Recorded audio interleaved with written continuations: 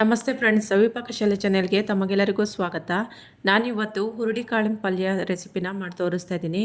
ಹುರುಳಿಕಾಳಿನ ಪಲ್ಯನ ಯಾವ ರೀತಿ ಮಾಡೋದಂತ ನೋಡ್ಕೊಂಬರೋಣ ಬನ್ನಿ. ಗ್ಯಾಸ್ ಮೇಲೆ ಒಂದು ಬಾಣಲೆನ ಇಟ್ಕೊಂಡಿದ್ದೀನಿ. 2 ಟೇಬಲ್ ಸ್ಪೂನ್ ಆಗುವಷ್ಟು ಎಣ್ಣೆ ಹಾಕ್ಕೊಂಡಿದ್ದೀನಿ. ಎಣ್ಣೆ ಚೆನ್ನಾಗಿ ಕಾದ್ರ ಮೇಲೆ 1/4 ಟೀ ಸ್ಪೂನ್ ಆಗುವಷ್ಟು ಸಾಸಿವೆ ಹಾಕ್ಕೊಂಡಿದ್ದೀನಿ. ಸಾಸಿವೆ ಚಿಟಪಟ ಅಂದಿದೆ. ಈಗ ಅದಕ್ಕೆ ಜಜ್ಜಿಟ್ಟಿರುವಂಥ ಬೆಳ್ಳುಳ್ಳಿ ಒಂದು 5ರಿಂದ 6 ಎಸಳು, ಕರಿಬೇವು ಸೊಪ್ಪನ್ನ ಹಾಕ್ಕೊಂಡಿದ್ದೀನಿ. 2 ಈರುಳ್ಳಿನ ಚಿಕ್ಕದಾಗಿ ಕಟ್ ಮಾಡ್ಕೊಂಡು ಹಾಕ್ಕೊಂಡಿದ್ದೀನಿ.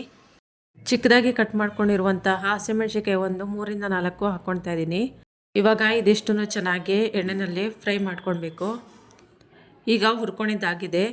ಇದಕ್ಕೆ ಇವಾಗ 1/4 ಟೀ ಸ್ಪೂನ್ ಆಗುವಷ್ಟು ಅರಿಶಿನ ಪುಡಿ, ಒಂದು 1/4 ಟೀ ಸ್ಪೂನ್ ಆಗುವಷ್ಟು ಉಪ್ಪನ್ನ ಹಾಕ್ಕೊಳ್ತಾ ಇದ್ದೀನಿ.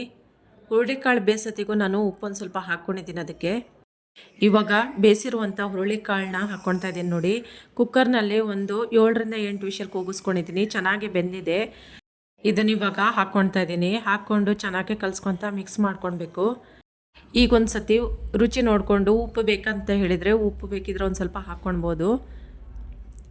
ಇವಾಗ ತೆಂಗಿನಕಾಯಿ ತುರಿನ ಒಂದು ಸ್ವಲ್ಪ ಹಾಕ್ಕೊಳ್ತಾ ಇದ್ದೀನಿ ಕೊನೆಯಲ್ಲಿ. ಇದನ್ನು ಹಾಕ್ಕೊಂಡು ಒಂದು ಸತಿ ಮಿಕ್ಸ್ ಮಾಡೋಣ.